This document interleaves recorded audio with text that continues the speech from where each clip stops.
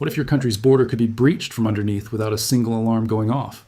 This is exactly what's happening right now along Eastern Europe's most fortified front line, and the implications are far more serious than anyone expected. If you care about understanding global security threats that could reshape Europe's future, hit that like button, subscribe to stay updated, and share this with anyone who needs to know. For months, the world watched Belarus move military units toward its western border, assuming this was just another intimidation tactic from Lukashenko, but that's precisely what Belarus wanted everyone to believe. While cameras focused on troop movements, digging was happening meters below the surface. Deep underground, a systematic network of tunnels has been appearing along the Polish and Lithuanian borders, and each discovery reveals something more troubling than the last. In late May 2026, something extraordinary happened. Polish border guards found what experts are calling the most sophisticated tunnel yet discovered on European soil. The tunnel near Nareka wasn't some hastily dug smuggling route. This was engineering, 100 meters long, reinforced with concrete in places, standing 1.5 meters high in sections. This wasn't the work of desperate migrants or small-time smugglers. The structural sophistication pointed to something far more calculated and dangerous. What made this discovery even more alarming was what came after. Along the same stretch, border authorities found 3 additional tunnels with nearly identical construction methods. These weren't isolated incidents. They were part of a coordinated operation. And Poland's government knew exactly what this meant. They immediately committed 18 million euros to upgrade their border detection systems. But Poland isn't alone in this fight. Just across the border in Lithuania, a similar pattern was unfolding. Lithuanian border guards discovered their own network of tunnels throughout May 2026. On May 27th, they caught 38 people attempting to use one of these passages. A week earlier, they'd stopped 18 more. And then on May 6th, they'd intercepted 30 people trying the same route. These weren't random attempts. This was systematic, coordinated, and relentless. The tunnels being discovered are purposefully designed to evade detection. They're narrow enough for only one person to squeeze through at a time. They're dug entirely by hand, leaving minimal technological signature. But that simplicity is exactly what makes them dangerous. Modern border defense systems are built to detect sophisticated threats, vehicles and large movements. A handmade tunnel carrying one infiltrator at a time slips through these defenses almost invisibly. Here's where the story gets even darker. These aren't just about migrants anymore. Intelligence reports suggest something more sinister is being tested. Military strategists have concluded they're perfect templates for something far worse than human smuggling. In a regional crisis, these tunnels could transform into infiltration routes for specialized military units, sabotage teams, small strike forces, units designed to hit critical infrastructure from behind the lines. If you're starting to understand how serious this has become, hit that subscribe button now. Turn on notifications so you never miss critical geopolitical developments like this. Consider the mathematics of military advantage. A single sabotage team emerging from a tunnel could disable communication networks or destroy fuel depots. They could strike military command centers before anyone even realized the attack had begun. Defenders wouldn't see them coming. Air defense systems wouldn't help. Billion-dollar thermal cameras become useless against threats emerging from beneath the soil. This fundamentally changes how Eastern European nations must think about border security. Lithuania and Poland have invested heavily in sophisticated surveillance systems. Seismic sensors buried deep underground detect vibrations from digging.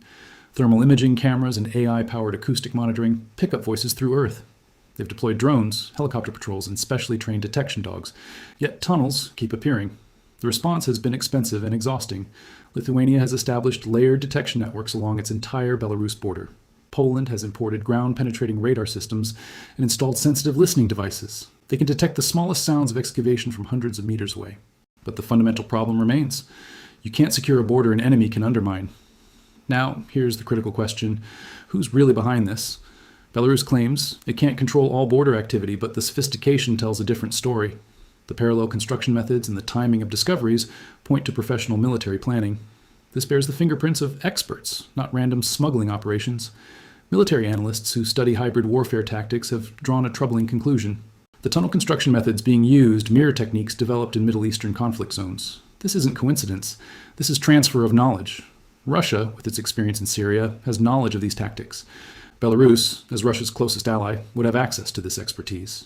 The pieces fit together in a way that suggests something far more organized than initially realized. But there's another element that makes this even more complex. These tunnels aren't appearing in isolation. On May 24th, Lithuanian border guards shot down a homemade drone that crossed from Belarus. The drone was simple and functional, entering the same region where tunnels were being discovered. This was about multiple simultaneous approaches, tunnels underground and drones in the air. The geographic targeting is also revealing something important. These tunnels are appearing in areas closest to major population centers. The Lithuanian discoveries, were concentrated near Vilnius, the capital. The Polish discoveries were near sensitive infrastructure regions. These aren't random locations. They're strategically chosen to maximize potential damage. Now let's talk about what this really means for European security. Stop for a moment and ask yourself how this would change your country's security strategy. That's the crisis currently facing Poland and Lithuania. The traditional model of border defense assumed the threat came from above ground. Modern NATO defense planning was built on responding to conventional military threats. But underground infiltration routes operate in an entirely different dimension. They require different detection technologies, response protocols, and defensive strategies. Eastern European nations are being forced to completely rebuild their doctrines in real time. The costs are staggering. Poland's €18 million funding was just the beginning. Lithuania faces similar expenses to maintain constant vigilance across their entire border. They need equipment and technology that was never part of their original defense budgets. It's an exhausting drain on resources that benefits the aggressor immensely. Even if 99% of tunneling attempts are stopped, that 1% could be catastrophic. Consider the strategic calculus from Belarus and Russia's perspective. They don't necessarily need the tunnels to succeed militarily to achieve their goals. The mere existence of these tunnels forces NATO to deploy more troops and spend more money. It's asymmetric warfare at its finest. Spend minimal resources to force an enemy's massive spending. The cost ratio heavily favors the aggressor. This brings us to a crucial turning point. In late May 2026, Ukraine's military leadership issued a stark warning. Robert Madar Brovdi announced Ukraine targeted exactly 500 strategic objectives inside Belarus. These 500 targets include command centers, ammunition depots, and fuel storage. All were identified and prepared for strike capability. This wasn't a casual threat. This was a deliberate message directed at Lukashenko. The message was simple. Any military action by Belarus would result in infrastructure destruction. The calculation became immediately clear to anyone in Minsk paying attention. The cost of using these tunnels for military infiltration would be catastrophic for Belarus. This explains Lukashenko's behavior pattern of conducting exercises without committing to action. He's positioning himself as loyal to Moscow while avoiding retaliation he couldn't survive. It's a precarious balance between appearing aggressive and maintaining restraint. The tunnel construction continues regardless, serving purposes perfectly without ever being used. They keep nations on edge and demonstrate capability and commitment to Moscow. Here's what makes this situation truly dangerous. It's not stable. Digging is continuing constantly while detection technologies are also improving. This creates pressure on Belarus and Russia to either escalate or shift tactics. Do you think these tunnels represent a genuine military threat or primarily psychological warfare? The Baltic Defense Line project now includes subsurface detection networks along the border. Finland and Sweden's NATO membership has forced Russia to rely more on land-based operations. The more successful NATO becomes at sealing conventional options, the more hybrid tactics intensify.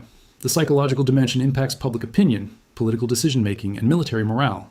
The deterrent structure, imperfect as it is, seems to be holding for now. The future trajectory depends on whether detection improves faster than tunnel digging techniques.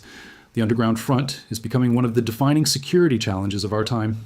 It represents a new frontier in military tactics, forcing nations to rethink border defense. Lukashenko's confidence in these tunnels may ultimately be his greatest miscalculation. The tunnels have drawn international attention and prompted massive defensive investments by NATO. The story of these tunnels is ultimately a story about how warfare itself is evolving.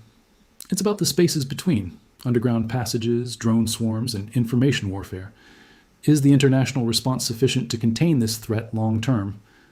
The hidden front beneath Poland's border is forcing everyone to rethink what border security means.